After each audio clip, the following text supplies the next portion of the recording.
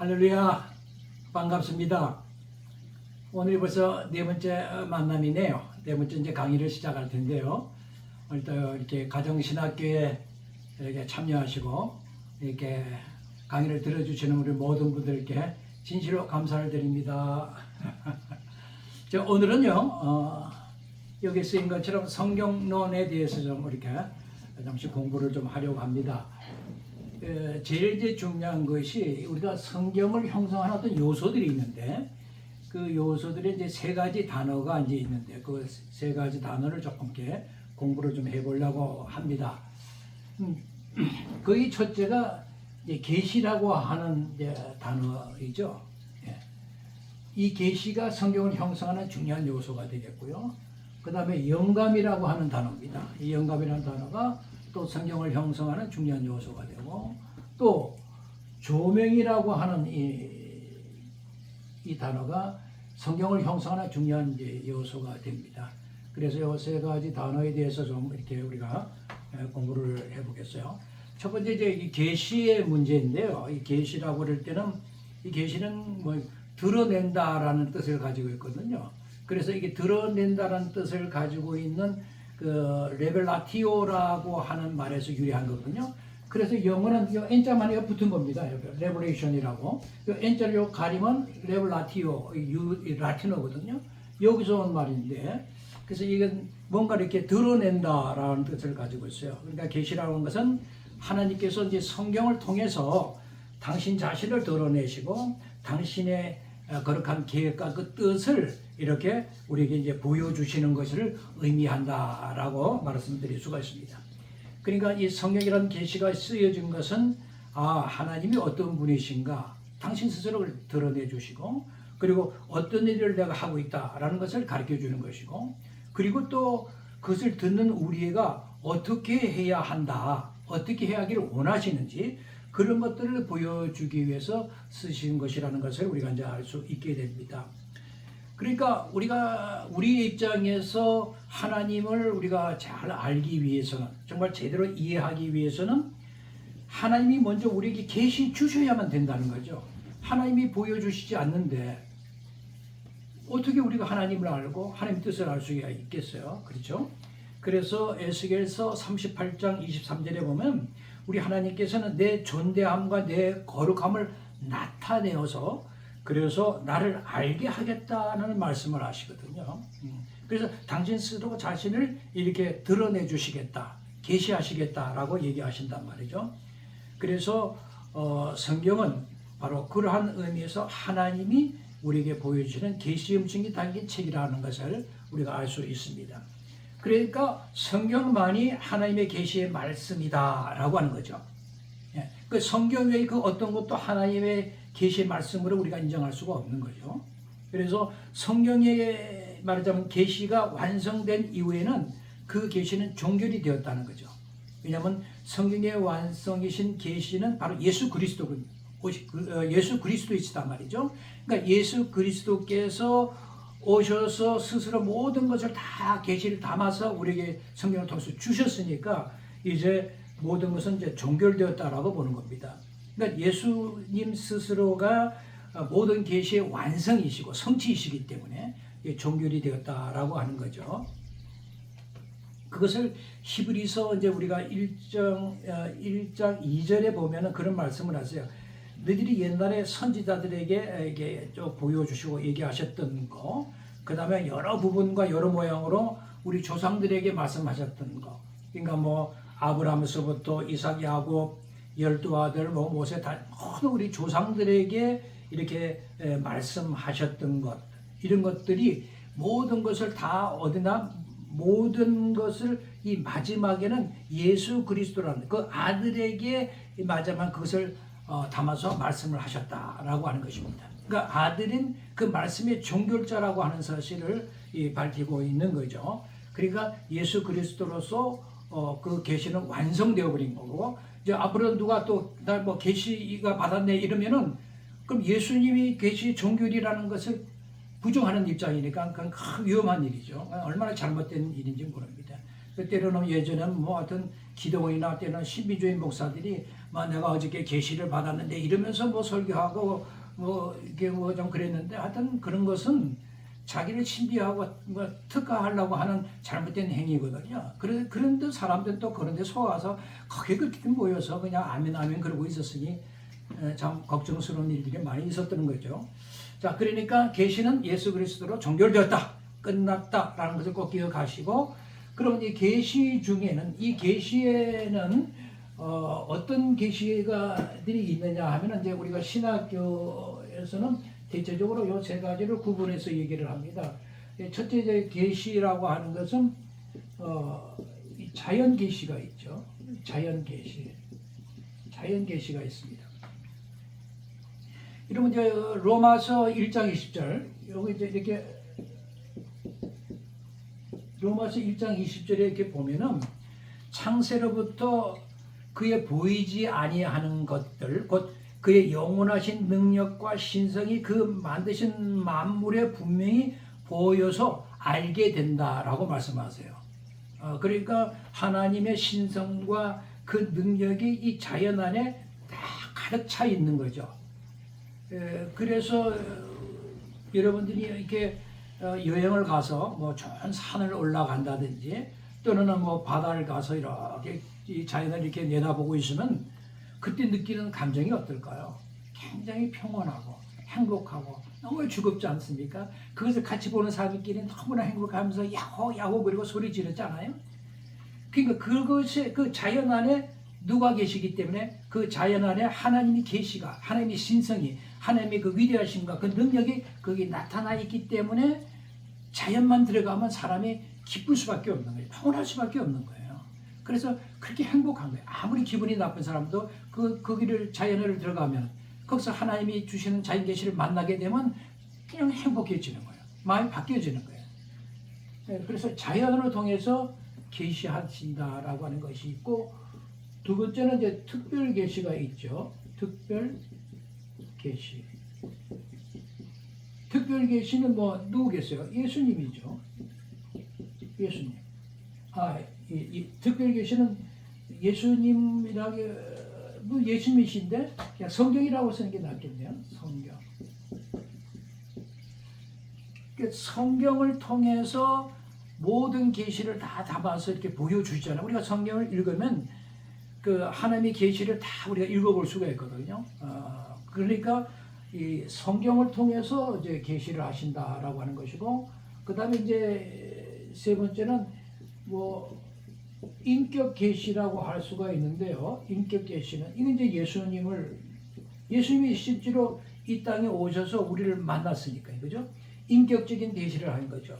그래서 하나님의 그 인격과 하나님의 형상으로 창조된 우리 인간이 가지고 있는 인격과 이렇게 만나게 되는 거죠. 물론 그 죄가 있으니까 인격이 비인격화 되었지만 예수 그리스도로 말미암아 그 인격이 그 비인격이 인격화로 다시 회복이 되었기 때문에 하나님과 말하자면 우리 인간 사이에 다시 그리스도 안에서 인격적 만남이 있어지잖아요. 인격적 계시가 우리가 통해서 하나님을 만날 수가 있다. 그런 측면에서 이제 인격적 계시라고 이렇게 이제 세 가지를 나누어서 우리가 말씀을 드릴 수가 있습니다. 이 정도 이렇게 세 가지 정도 아시면 되고, 그 다음에 이제 두 번째 아까 우리가 계시를 말고 생각했던 게 뭐죠? 여러분 속으로 생각해 보세요. 뭐예요?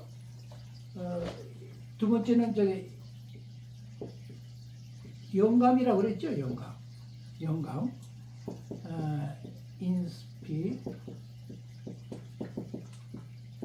인스피레이션.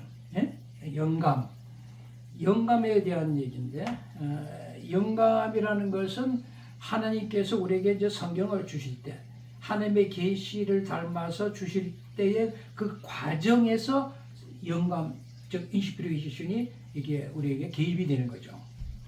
그러니까 하나님은 인간인 우리 성경의 기록자들이 있잖아요. 성경을 기록한 저자들이 있단 말이죠. 그 저자들의 마음을 어떻게 했다? 역사하는 거죠. 마음속에 들어가서 그걸 감동시켜서 그리고 그 영감을 주셔서 하나님의 말씀을 이제 기록하게 하셨다. 이제 그런 얘기거든요.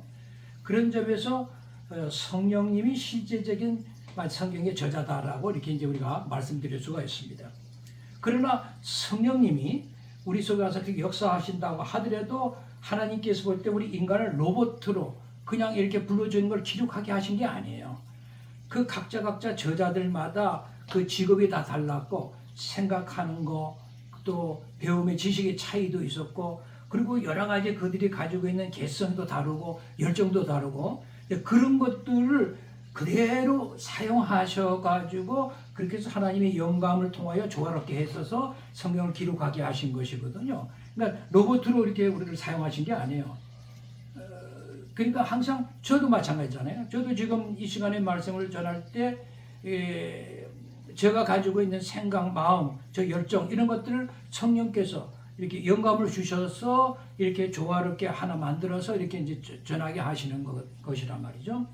그러니까 성령이 말하자면 쓰여진 성령님을 통하여 그 말하자면 그 성경을 기록하는 저자들의 기록이라는 것은 반드시 성령의 조명이 있었고 영감을 받아서 이것을 하셨다. 그런 측면에서 하나님 말씀은 우리가 완전하다 또는 무하다.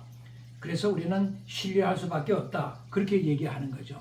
그래서 성경이 디모데후서 3장 16절에 뭐라고 했어요? All script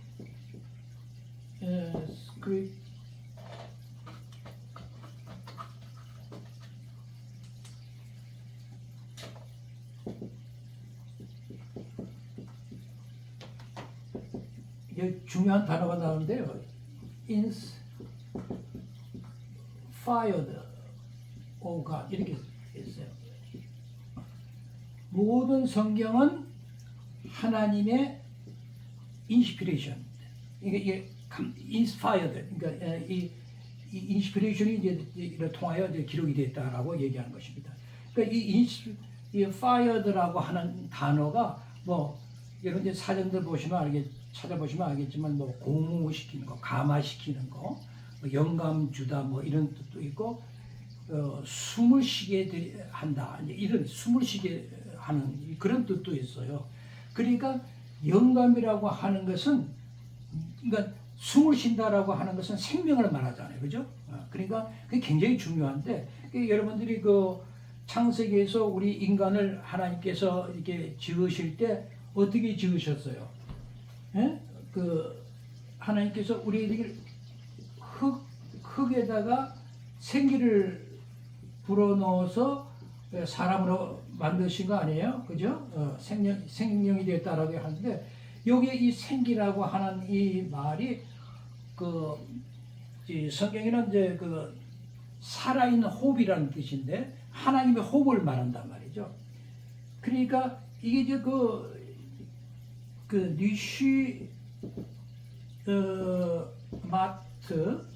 니시마트 하이옴 그렇게 하는데요. 하이야.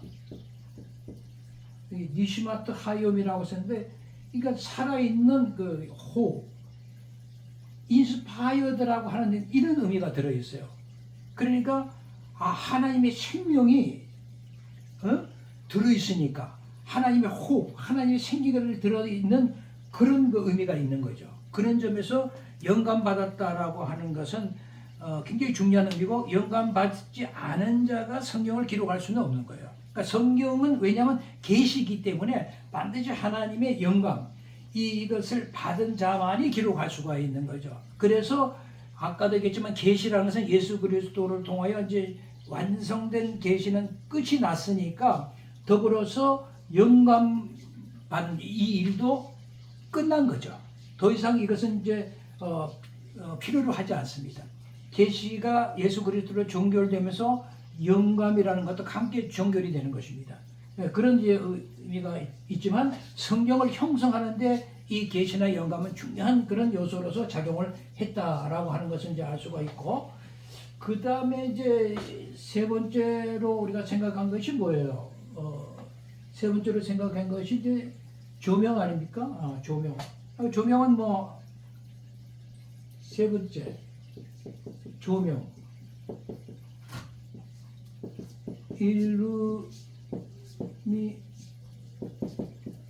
일루미네이션인데 이 조명이라는 것은 우리가 성경을 이제 누구든지 지금 다 가지고 있으니까 성경을 읽을 거 아닙니까? 그 성경을 읽을 때 말씀의 빛을 이렇게 비춰주는 성령의 역사가 있어야 그 말씀을 읽어도 우리가 이제 이해를 할 수 있게 되는 겁니다. 가령 이제 우리가 깜깜한 밤에 제가 아무리 성경을 열어도 읽을 수가 없잖아요. 빛을 이렇게 환하게 비춰놓고 우리가 그 밑에서 책을 봐야 책을 읽을 수 있듯이 우리가 성경을 읽으면서 그것을 바르게 해석하려면 어떻게 하다? 성령께서 역사하시는 이런 조명이 있어야, 쫙 비춰주는 조명이 있어야 우리가 성경을 이해할 수 있다라고 하는 얘기거든요. 그러면서 그런 의미에서 성경을 우리가 계속 읽어야 하는 측면에서 성경을 우리가 깨닫게 하는 그런 조명인 이 일루미네이션은 계속 지금도 진행 중이죠. 계속 우리에게 성령의 조명이 이렇게 비춰줌으로써 깨닫게 해주는 빛의 역할을 해줌으로써 우리가 성경을 읽으면서 하나님의 말씀을 이제 깨닫게 된다라고 하는 것입니다. 그런 점에서 계시와 그 다음에 이제 영감과 이 조명이라는 이 세 단어는 성경을 형성하는 세 가지 중요한 요소이다라고 하는 것을 이해하시면 이제 되겠어요. 그 다음에는 이제 이 조명답게 이루어지기 위해서는 우리에게 필요한 네 가지 요소가 있어요. 이 조명이 조명답게 이루어지기 위해서는 우리가 취해야 할 자세가 있어요. 우리가 할 태도가 있다 이 말이죠. 자세가 있어요. 그것은 이제 우리 또한 하나님의 조명을 비춰줄 때 우리가 해야 할 자세는 뭐냐면 첫 번째는 하나님의 말씀을 어떻게 하냐면 깊이 있게 사랑하라는 것입니다. 그러니까 이것을 우리의 자세는 뭐냐? 하나님의 말씀을 어떻게 한다? 사랑하라는 거예요. 이런 자세를 사랑하는 자세를 가져야 이 조명이 조명 역할을 하는 거예요. 내가 사랑하지 않으면 조명 아무리 켜져도 아무런 의미가 없어요. 그런 점에서 우리가 하나님 말씀을 이제 사랑해야 되는데 우리가 시편 119편 97절에도 보면은 내가 주의 법을 어찌 그리 사랑하는지요. 내가 종일토록 그를 묵상한다라고 얘기를 하고 있고 그 다음에 127절에 보면은 그러므로 내가 주의 계명을 정금보다 더 사랑합니다. 라고 했어요. 얼마나 귀한 말씀입니까? 그렇게 이제 사랑하는 자세가 꼭 필요한 것이고 두 번째는 뭐냐면 이 하나님의 말씀을 성령의 가르침으로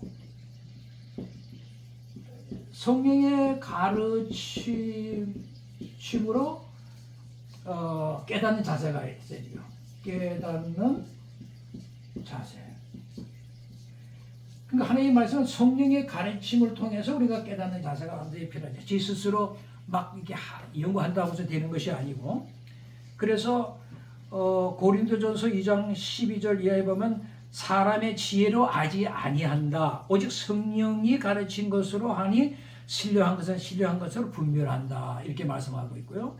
그 다음에 요한복음 16장 13절에는 진리의 성령이 오시면 그가 너희를 모든 진리 가운데로 인도하신다라고 하잖아요.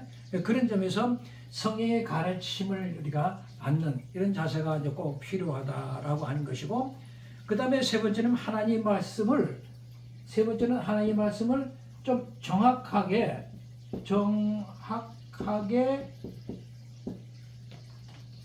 이게 분별하라는 거죠. 분별하라. 이게 디모데후서 2장 5절, 디모데후서 2장 15절이군요. 15절에 보면은 뭐라고 하냐면 내가 진리의 말씀을 옳게 분별하여 불구를 것이 없는 일꾼으로 인정된 자로 자신을 하나님 앞에 드리기를 힘쓰라. 그렇게. 그러니까 진리의 말씀을 어떻게 하라는 거예요? 옳게 분별하는 게 필요하죠. 그랬을 때 우리가 부끄럽지 않은 일꾼이 된다는 거죠. 그럴 때 하나님의 앞에 우리가 드리는 자가 될 수 있는 거야. 그래서 언제나 하나님 말씀 정확히 분별하는 그런 자세가 필요하다는 거죠. 분별하는 그런 자세가 필요하다. 그 다음에는 하나님 말씀을 이제 부지런하게, 이 하나님 말씀을 부지런히 계속 이제 연구하려 하는 거죠. 연구하라. 지금 이제 그런 걸 하기 위해서, 연구하기 위해서, 공부하기 위해서 지금 이 시간을 갖는 거 아니겠어요? 부지런하게 우리가 연구해야 할 필요가 있다라고 하는 것입니다. 그래서 그 교회에서는 우리 성도님들을 어떻게든지 우리 성도들을 하나님의 말씀에 평생 공부하되 이렇게 결단시켜 줄 수 있을까? 이런 것들 이제 고민해야죠. 왜 그러냐면 이 부지런하게 연구해야 할 우리가 자세는 이런 것들이 있어요. 주님의 말씀을 믿고 그 말씀에 따라 살겠다라고 하는 주님 앞에서 서원하는 자세가 필요한 거거든요. 그게 그 디모데전서 4장 15절과 16절에 보면은 이 모든 일에 전심전력하여 너희 진보를 모든 사람에게 나타내게 하라, 그런 게 왔어요. 그러니까 계속해서 너의 진보를 사람들에게 나타나도록 노력하라는 거거든요. 그러니까 상과 가르침을 계속 잘 해야 된다라고 얘기를 하고 있으니까요. 그래서 계속 하나님 앞에 그런 서운하는 자세가 이제 필요하겠죠. 또 하나는 하나님을 말씀을 이렇게 연구하고 답을 찾는데 열심을 내라는 거예요. 연구하고 그 답을 찾아내는데 열심을 내라라는 거죠.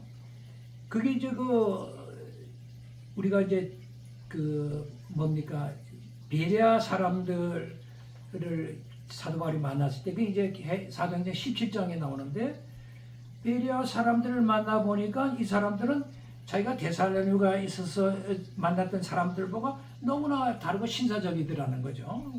근데 이들은 그 말씀을 전할 때 그 간절한 마음으로 받는 자세가 이제 있었고, 그리고 그들이 가만히 보니까 내가 전한 얘기가 그러한가, 저 사람이 제대로 우리에게 정확하게 모든 것을 잘 전해주고 있는가, 저 말씀이 실제로 좋은 말씀인가, 이런 것들을 생각하면서 날마다 사도 바울에 대해서 배운 그런 성경을 상고하더라는 거죠.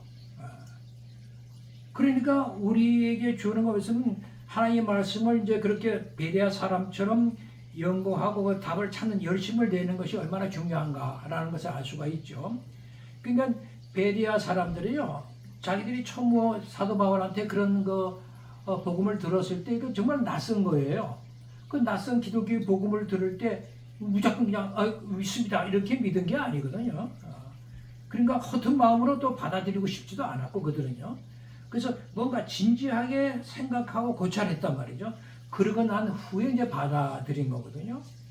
그러니까 사도 바울이 전한 그 복음의 메시지가 과연 내가 받을 만한가, 그렇게 받을 만한 것인지 자기 스스로 이렇게 타당한가 아닌가라는 것을 생각할 수 있도록 그런 자세가 필요했던 거죠. 그래서 그 메시지를 받아들이고는 아주 진지한 마음으로 그리스도의 도를, 그리스도의 복음을 또 되새기면서 검토하고 연구하면서 깊이 있게 그걸 믿으면서 그렇게 하나님의 말씀을 따랐다는 거죠. 그런 자세가 우리에게도 이제 필요하다라고 하는 것이고, 그 다음에 이제 이 부지런히 연구하라는 측면에서 배운 것들을 다른 사람과 이렇게 나누라는 것입니다. 먼저 배운 사람이 그렇지 못한 사람들에게 나눠줄 수 있어야죠. 그래서 그 골로새서 17장 11절에 보면 그리스도의 말씀이 너희 속에 풍성히 거해서, 일단 그리스도의 그 말씀, 그 복음이 내 안에 풍성히 거하게 되면 모든 죄로 피차 것을 가르치며 나누라는 거죠. 이런 것들이 굉장히 중요합니다. 남만 알고 그냥 남한테는 뭐 전혀 전해주고 싶은 사람도 가르침을 나눌 생각이 없으면 그건 그리스도의 자세가 아니라는 거죠. 그 다음에 또 하나 생각해서 공부하면서 배운 것들이 있잖아요. 그런 것을 이제 행해야 된다는 거죠. 그냥 말씀을 이렇게 배웠는데 도를 행하지 않는다, 말씀을 이렇게 그 말씀에 따른 그 행위를 하지 않는다, 그러면 그것도 아무것도 아니에요. 그건 속이는 자밖에 안 된다. 그런 얘기를 야고보서 1장 22절에 하고 있는 것을 봐서 우리가 하나님의 말씀을 부지런히 연구하는 것도 굉장히 중요하구나라고 하는 것을 여러분들이 이제 이해하시면 좋겠고요. 그 다음에 이제 전체적으로 돌아가서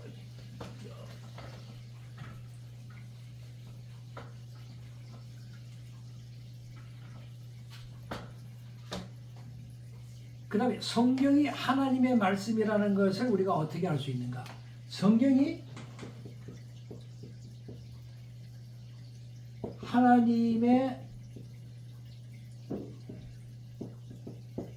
말씀이라는 것을, 성경이 하나님의 말씀이라는 것을 우리가 어떻게 알 수 있는가 하는 것입니다. 어떻게 알 수 있나?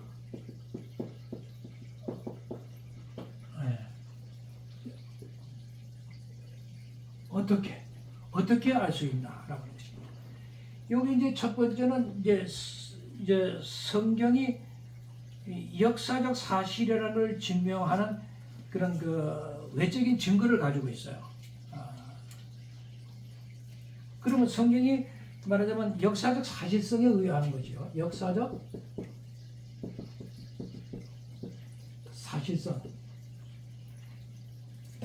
이런 것들이 이제 말하자면 외적 증거가 되는데, 그 첫 번째는 이제 뭐냐면 사본에 관한 얘기입니다. 사본에 대한 얘기인데, 참으로 이 성경은요, 사본들이 그렇게 많아요. 그 어떤 위대한 문학 작품도 사본은 별로 없잖아요. 근데 성경은 사본이 엄청나게 많습니다.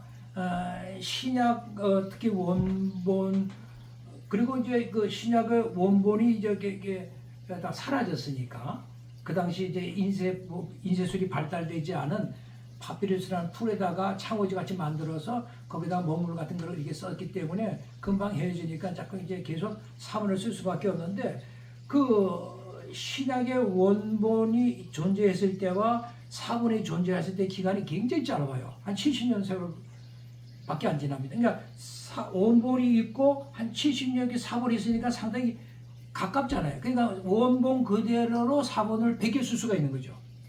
만약에 100년, 200년, 300년, 1000년 후에라면 이 원본이 그대로 베껴 쓴다는 것은 힘들잖아요. 근데 성경은 원본과 사본 사이의 기간이 얼마 안 되질 않아요. 그러니까 원본 그대로를 베껴 쓸 수가 있다는 얘기가 되는 거죠.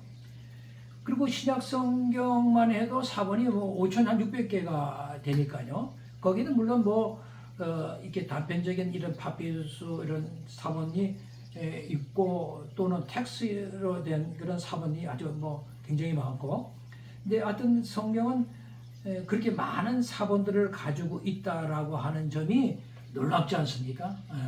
이 세상 그 어떤 위대한 문화 작품도 그렇게 사본을 가지고 있는 것이 없어요. 대개다 보면 10개, 별로 많지는 않습니다. 그런데 가장 이제 비교할 수 있는 것이 말하자면 이제 이런 게 하나 있죠. 기원전 8세기에 호모라고 하는 사람이 쓴 그 서사시, 말하자면 일리어드 오디세이라고 하는 말하자면 책인데, 일리어드 오디세이라고 하는 작품은 모든 우리 문학 작품 중에 인류 역사상 가장 위대한 작품의 하나로 꼽고 있고, 그래서 그것이 비록 신화의 장르에 속하여 있지만 그 얘기가 해주는 모든 내용이 역사적 사실이 돼서 의심하는 사람은 아무도 없다니까. 그대로 믿다니 말이죠. 그러니까 예를 들어서 이제 호모의 일리오드와 오디세이라고 하는 것에 일리오드 얘기가 있고 오디세이 얘기가 이렇게 연결되어 있는데요. 일리오드라고 하는 얘기는 말하자면 그리스라는 나라와 이 트로이라고 하는 나라의 전쟁을 말하는 거거든요. 이 전쟁을 말하는데, 이 일리오드라고 하는 말이 뭐냐면 이 트로이가 일리오드를 말합니다. 일리오드가 트로이의 다른 말이에요. 그래서 트로이를 대신 이제 일리오드라는 말로 호모가 이제 일리오드와 오디세이 이렇게 이제 서사시를 쓴 것인데, 그러니까 이 트로이의 왕자로 있던 파리스라는 왕자가 이 그리스에 가가지고 그리스 메넬레우스 왕의 왕비였던 이 누굽니까 헬레네라는 사람 왕비를 이렇게 꼬셔가지고 그 납치듯 이렇게 트로이로 데려가 버린 거예요. 그러니까 이 그리스의 그 메넬레우스 왕이 얼마나 화가 났겠어요. 그래서 영웅들을 이제 모집하죠. 그때 이제 총사령관으로 아가멤논이라는 사람이 총사령관을 해서 위대한 그 당시 영웅들은 뭐 아킬레우스, 오디세이, 신화에 많이 등장하는 인물들이잖아요. 이런 사람들을 동원해가지고 이 트로이를 공격해가지고 10년간 싸우는 거예요. 10년간 싸우면서 결국은 목마를 타고 그렇게 목마를 이용해서 그 트로이 성 안으로 들어가서 결국은 트로이를 멸망시키는 얘기 아닙니까? 그게 이제 일리오드의 얘기인데, 그리고 그 전쟁을 통해서 다른 그 영웅들은 다 죽었는데 오디세이는 살아남거든요. 그래서 영웅으로서 당당하게 고국으로 다시 돌아오는 그 얘기, 그 돌아오면서 겪는 여러 가지 고난의 얘기, 이런 것들이 이제 오디세이 얘기인데, 이 작품이 문학 작품에서 위대한 것으로 이렇게 칭송을 받고 있는데, 그 작품이 사본은 뭐 지금 알려지기로는 한 640개 정도 사본이 있어요. 그러니까 우리 성경은 신약만 해도 5,000개가 넘는데, 이 사본이 굉장히 거기 병은 좀 적지만은 일반 다른 그 작품들의 사본에 비해서 굉장히 많은 것입니다. 그럼에도 불구하고 특히 이제 그 일리어드의 이 사본이라는 것은 원래 원본은 없고, 사본은 그 세월 흐르고 나서 1000년이라는 세월 이후에 가서 사본이 등장을 하거든요. 그러면 1000년이라는 세월이 흘러서 그 일리어드의 얘기를 이렇게 사본화를 쓸 때 얼마나 얘기가 이게 전대로 원본대로 이게 전해졌겠느냐는 거죠. 그래도 그 사본의 얘기를 의심하는 사람은 아무도 없다니까요. 역사적 기록물로. 그런데 하물며 그 원본이 있고 나서 70년 안에 다 새로운 첫 번째 사본이 있다라고 하는 것은 그만큼 원본을 내 변질이 없이 똑같이 그대로 사본화됐다라고 하는 측면이 우리가 말하자면 이 역사적 사실성에 확실하게 우리가 내줄 수 있는 그런 그 외적 증거가 된다라고 하는 거죠. 근데 하여튼 지금 원본이 왜 없을까라는 생각도 이제 많은 사람이 하더라고요. 그러니까 원본이라고 하는 것은 물론 그 당시 인쇄술의 문제 때문에 원본이 빨리 이렇게 이제 흐려지니까 그런 문제도 있지만, 실제로는 하나님의 뜻이라는 것이죠. 하나님이 왜 원본을 허락지 않았느냐 하는 그런 질문을 던질 수가 있습니다. 우리가 살아있는 하나님 말씀을 그냥 이렇게 읽으면 되는데, 만약에 원본이 존재한다면 그 원본 자체가 귀한 채로 모셔져서 우리의 숭배의 대상이 될 겁니다. 그 원본을 보려고 온 세상 사람이 다 가서 거기 가서 기도하면서 그걸 숭배할걸요? 하나님이 그걸 원하시지 않죠. 당신만을 그 숭배의 대상이 되기를 원하시지, 그 외에 어떤 것도 귀한 것으로 숭배의 대상이 되는 것을 금하시잖아요. 그래서 그 원본을 이렇게 없애서 원본을 우리에게 허락지 않았다라고 볼 수 있고, 이제 법궤를 봐도 그렇잖아요. 법궤가 하나님이 원래 있었던 것이잖아요. 하나님이 거기에 임재해 계셨던 그런 법궤잖아요. 모세 두 돌판이 그 안에 있었고요. 그러니까 그런 귀한 그 법궤마저도 어떻게 하면 숭배의 대상이 될 수 있기 때문에 어떤 연관에서 없애든지 몰라도 하여튼 없애버렸어요. 그래서 예레미야 3장 16절에 그 언약궤, 그 법궤는 다시도 말하지도 말고 생각하지도 말고 기억하지도 말고 찾지도 말라라고 아주 딱 명령을 해버리시거든요. 왜냐하면 숭배 대상이 될 수 있으니까. 그래서 그 솔로몬의 왕인 그 애굽의 시사 왕이 그 예루살렘을 공격해가지고 그 말하자면 공격할 때 솔로몬하고 말하자면 그 당시 그 누굽니까 시바 여왕하고 연애를 좀 했잖아요. 그 사이에서 난 자식이 그때 시사왕과 같이 공격대 올라와가지고 이거 네 아버지 것이다 해서 가져갔다는 뭐 그런 설도 있고, 또 바벨론 느부갓네살이 쳐들어왔을 때 뭐 가져갔다는 설도 있고, 당시 성전 사역자들이 그런 제사장들이 몰래 이렇게 숨겼다는 설도 있고, 뭐 여러 가지 얘기가 있습니다. 어쨌든 없어요. 그것은 하나님이 허락하지 않기 때문에 숭배의 대상이 될 수 있는 것은. 그걸 꼭 이어가시면 이제 좋겠고 그런 외적인 증거가 있는 거죠. 그리고 성경 사본인을 만드는 과정을 보면요 정말 인정할 만해요. 참 인정할 만해요. 일단 뭐냐면 성경 각 두루마리 한 절 한 절 이렇게 써 내려갈 때 각각 번호를 다 매겨요. 정확하게. 그래서 그 번호들이 모든 그 사본들과 다 이렇게 볼 때 통일되고 딱 이렇게 맞춰져야 되고 그리고 항상 준비된 그 감정 잉크만 사용을 했고 그리고 절대로 외워서는 필사하지 않았습니다. 언제나 보고서 이렇게 필사하도록 하는 그런 원칙이 있었고 그리고 항상 글을 쓰는 서기관들은 이제 그 당시 유대 서기관이라고 해서 소포림이라고 했는데 그들은 항상 예복을 그냥 딱 입고 그리고 그렇게 쓰고 그러다가 하나님의 이름이 나올 때는 다시 모욕제기하고 다시 새 붓을 가져다가 그 하나님 이름을 쓰고 그 정도로 정신을 들이는 거거든요. 사본은 그렇게 쓰여진 거라고요. 그리고 옮긴 자기들이 사본을 쓴 그 옮겨진 그 글들의 수를 전부 다 세어가지고 원래 그 사본과 다 비교해서 하나라도 글씨가 뭐 틀리거나 이러면 전체를 싹 그 많이 쓴 것을 싹 없애버리고 찢어버리고 새로 썼다는 그 정도로 우리 성경의 사본은 그런 과정에서 우리에게 이제 전해졌다라고 하는 그런 외적인 증거를 가지고 있으니까 믿을만하지 않아? 그렇잖아요. 그 다음에 이제 그 성경에 쓰이는 장소나 뭐 연대에 대해서 고고학자들이 연구를 하잖아요. 그 연구해 보면 거기에 나온 장소라든가 그 연대들이 그대로 역사적 증거들로 나타나거든요. 이런 것들을 보면서 아 성경은 하나님이 주신 정확한 책이라구나 라고 하는 것을 이제 우리가 이제 알 수가 있게 된다는 말이죠. 그리고 이제 그 성경의 그런 신실성을 증명하는 것은 그런 외적인 증거만 있는 것이 아니라 내적인 증거도 가지고 있어요. 직접적으로 목격한 사람들이 있었잖아요. 모세가 직접적으로 자기가 경험하고 경험한 것들을 이게 글을 옮겨서 썼지 않았어요? 뭐 홍해가 갈라진 얘기 모든 얘기들이 다 이렇게 본인이 썼다고 직접적으로 경험하고 목격한 것들을 여호수아가 뭐 이렇게 여리고를 물 입고 들어가는 자기 본인이 직접적으로 경험한 것들을 쓴 거잖아요. 제자들도 당신이 직접 예수님을 만나고 보고 예수님이 죽으시고 부활하는 걸 다 보고 그렇게 직접적으로 그 목격담을 진술하고 있으니까 그것은 굉장히 내적 증거가 단단한 거죠.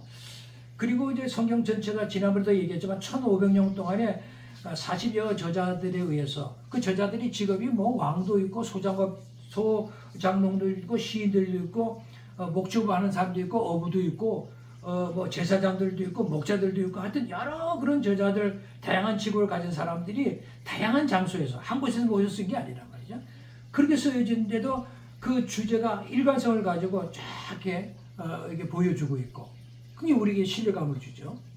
그래서 처음부터 예수 그리스도를 통해 그 하나님의 구원의 역사를 쫙 한 가지의 의미를 가지고 쭉 얘기하고 있다라고 하는 그런 내적 증거를 가지고 있으니까 우리는 성경은 정말 위대한 책이다라고 이게 자랑할 만하죠. 그 다음에 그 성경의 능력을 증명하는 개인적인 증거도 있어요. 그 개인적인 증거라는 것은 성경은 말하자면 세계적인 베스트셀러잖아요. 제일 많이 말하자면 팔린 책입니다. 그리고 제일 처음으로 인쇄된 책도 성경이에요. 구텐베르그 성경이 그런데 그리고 성경은 1300개 이상 언어로 또 번역되었다라고 하는 사실이 놀랍지 않습니까? 그런 개인적인 증거들을 가지고 있어요. 그리고 그 성경 말씀을 통해서 수억만의 사람들이 하여튼 뭐 이렇게 삶이 변화됐다라고 하는 간증이 얼마나 쏟아져 나오는지 모릅니다. 그런 것들이 다 개인적인 증거로서 이제 보여주는 것이고 특히 이제 예수님 자신이 성경이 하나님께로 왔다라고 말씀하신 내용은 뭐 성경이 뭐 워낙 많으니까 뭐 찾아볼 것도 없고요. 그렇게 하셨기 때문에 우리가 성경은 우리가 신실성을 가지고 대할 수 있는 그런 위대한 책이다라고 말씀드리고 있죠. 그 다음에 또 우리가 생각해 볼 수 있는 것은 성경이 하나님이 주신 정확한 책인지를 어떻게 아느냐라고 하는 것입니다. 하나님은 어떻게 아느냐. 이 질문도 굉장히 중요한 질문인데 성경의 증거를 통해서 우리가 이제 알 수 있다라고 하는 것입니다. 2차적으로는 예수님이 구약의 정경을 인정하셨어요. 그러니까 그 누가복음 우리가 지난 처음 제가 그 강의할 때 누가복음 24장 44절을 읽었잖아요. 그때 모세의 율법들, 뭐 선지자의 글들, 시편이 누구를 가리켜 얘기한 것이라 그랬죠? 당신 자신을, 즉 예수 그리스도를 가리켜서 기록한 것이다라고 인정하셨잖아요. 그러니까 예수님이 정경임을 인정하셨다라고 하는 것이고, 베드로도 마찬가지입니다. 신약 성경 모두 다 그렇게 말하자면 하나님의 말씀으로 기록된 것이다라는 것을 인정을 했고, 사도 바울도 여전히 동일한 그 말하자면 영감받은 하나님의 말씀으로 이제 인정을 하는데, 하나 이제 예를 들면 이제 그거죠. 여기 디모데전서 5장 18절에 보면은, 디모데전서 5장 18절을 한번 찾아보세요. 여기 보면 이런 말씀이 있는데, 성경에 일렀으되 곡식을 밟아 떠는 소의 입에 망을 씌우지 말라 하였고 일꾼이 그 삭슬 받는 것이 마땅하다 하였느니라, 이렇게 인용하는 말씀이 나오거든요. 그러니까 사도 바울이 지금 디모데전서 5장 18절에서 곡식을 밟아 떠는 소의 입에 망을 씌우지 말라 하였고 라고 하는 것은 구약성경 신명기 25장 4절의 말씀이거든요. 그 말씀을 이용하고, 또 일꾼이 그 삭슬을 받는 것이 마땅하다 하였느니라는 것은 누가복음 10장 7절의 말씀이에요. 이렇게 구약성경과 신약성경을 이렇게 인용해서, 그래서 그 당신이 지금 디모데전서 5장 18절을 기록하고 있단 말이죠. 이걸 통해서 성경의 그 증거를 통해서 예수님, 뭐 베드로, 바울 모두가 그걸 이렇게 정확한 책임을 이렇게 증거해주고 있다는 측면이 우리에게 아주 마음을 편안하게 해주고 있는 것 같아요. 그 다음에 교회 역사를 살펴봐도 우리가 이제 잘 알 수가 있어요. 그러니까 신약성경에 포함한 책들은 세 가지를 근거로 해서 이제 구별이 되었거든요. 신약성경은 그때 어떻게 구별을 했냐면, 이것이 성경 정경이다라는 구별은 그때는 사도의 권위가 있느냐 없느냐라는 구별을 했어요. 이것은 직접적으로 목격한 바로 사도들, 그 저자들의 진술인가, 만약 그들의 진술이었다면 권위가 있다라고 인정을 한 거죠.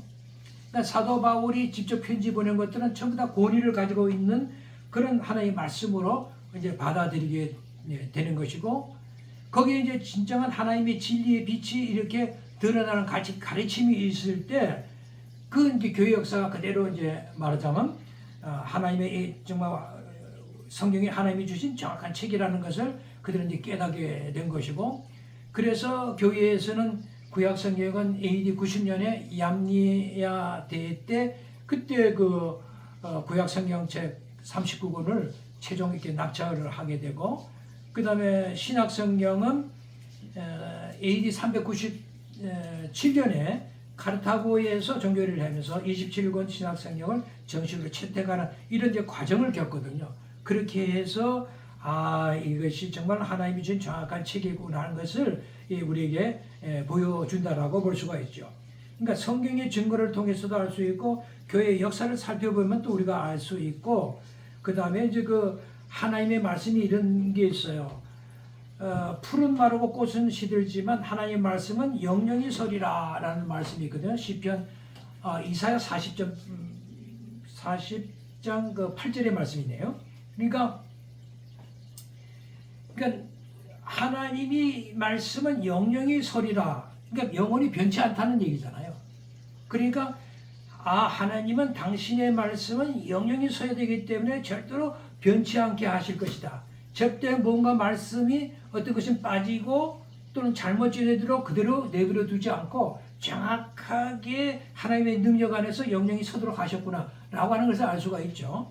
그런 정면에서 우리가 성경에 대한 문제, 이것이 얼마나 정확한 책인가, 하나님이 주신 것인가 라는 것을 우리가 이제 알 수 있다라고 하는 것이고, 마지막으로는 성경이 이제 영감으로 되었다는 말씀을 아까 우리가 처음에 드렸는데, 그러니까 영감으로 하나님의 말씀 성경이 기록되었다라고 하는 것은 하나님께서 직접 뭐 말씀을 이렇게 전해줘서 베껴 쓰고 그냥 그대로 듣고 쓴 것이 아니라 사람들을 통해서 성경을 쓰셨다라는 것을 이제 의미하는 거죠.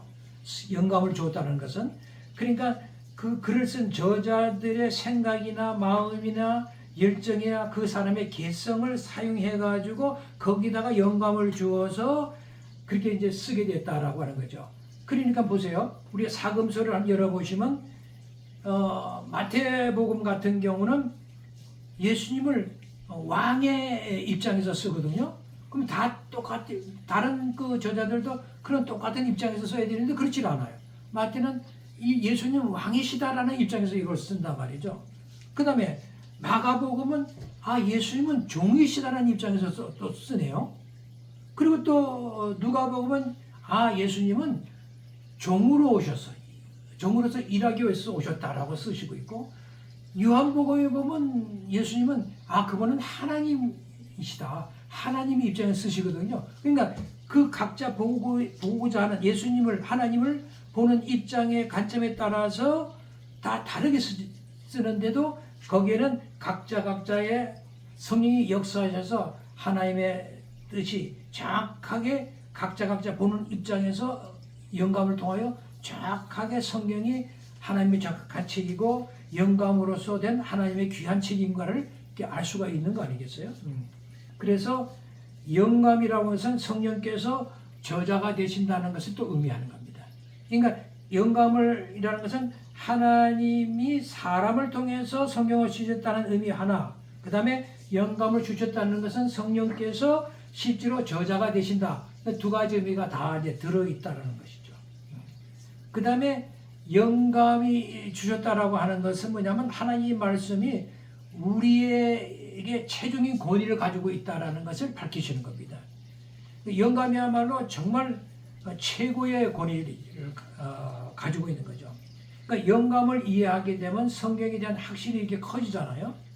그러니까 우리가 영감을 신뢰하게 되는데, 그러니까 영감을 신뢰한다라고 하는 것은 내 자신의 감정이나 가치나 생각, 환경 이런 것에 의존하는 것이 아니라 하나님의 말씀을 신뢰한다는 데 입장이란 말이죠. 그래서 영감을 우리가 신뢰하는 것이고, 그래서 혹시 만약에 내 감정이 있고 내 경험이 있고 다른 사람들이 만든 어떤 내 판단들이 이렇게 있을 때, 그것이 만약에 성경의 말씀과 다르다, 그럴 때 우리는 어디를 따라야 돼? 무조건 성경의 말씀이 옳다라고 따라야 된다는 거죠. 내 것을 버려야 된다.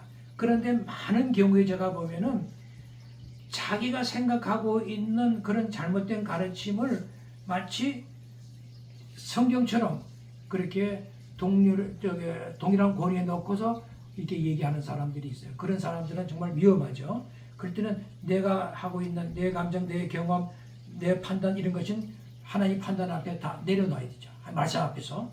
그런 무조건 성경이 옳다라는 자세, 이것이 이제 우리에게 필요하다라는 것입니다. 그러니까 성경을 대할 때 우리는 항상 경외하는 마음을 가져야 된다. 그러면서도 성경을 대할 때마다 즐거움이 넘쳐야 되고, 그리고 성경을 대할 때마다 참 이거는 참 귀하구나, 너무나 귀하다. 그 성경을 대할 때 그런 좀 생각을 좀 해보세요. 그 다음에 이런 귀한 성경을 내가 손에 쥐고 읽다니 감사한 마음이 있어야 되죠. 예? 그럴 때 이제 우리에게 기쁨이 오겠죠. 그래서 성경을 사랑하게 되고 성경의 말씀을 순종하게 될 거 아니겠어요. 그죠? 이것이 오늘 우리가 성경론에서 배울 수 있는 내용이었습니다. 오늘은 여기서 저희 강의를 마치고 이제 다음 주가 이제 이렇게 우리 구정을 맞이합니다. 명절이 돼서 그때는 제가 올리지 않고 완전히 쉬겠습니다. 그리고 그 다음 주에 이제 이렇게 올리게 될 텐데, 구정 명절 편안하게 행복하게 주 안에서 잘 보내시고 건강한 모습으로 다음 아기 때 이렇게 이 자리에서 또 만나볼 수 있도록 그렇게 하겠습니다. 그때까지 여러분 평안하고 안녕히 계십시오.